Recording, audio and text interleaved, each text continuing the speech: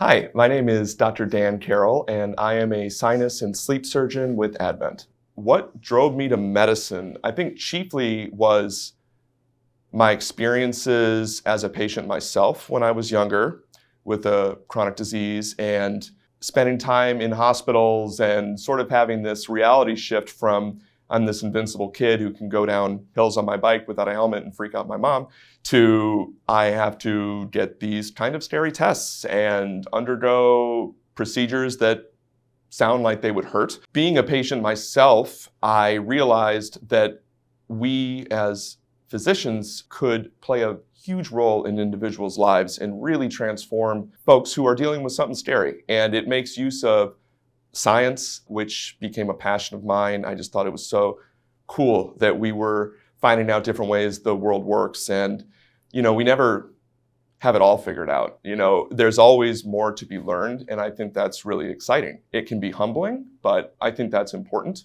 And it also means that each day there was more things to learn, and each patient really is different. A powerful experience I had in residency was when I was working at the VA, and I performed sinus surgery, septoplasty, and turbinate reduction, basically clean out this gentleman's sinuses and make his nasal airways nice and open. And I saw him back in follow-up, and when at that point, we had packing that was used in the nose. So when the packing was removed, this individual, who was pretty tough-looking dude, broke down crying. And immediately, I'm young in training. I'm like, goodness, did I do something wrong?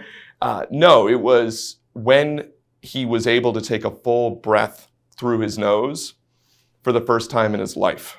And it stunned me, just the difference that could be made, because it's a game of millimeters in the airway. And the fact that with a fairly quick procedure, I was able to transform his life. And it really connected with some of the other reasons I got into medicine, which wasn't just that the biology's cool and fixing things is fun.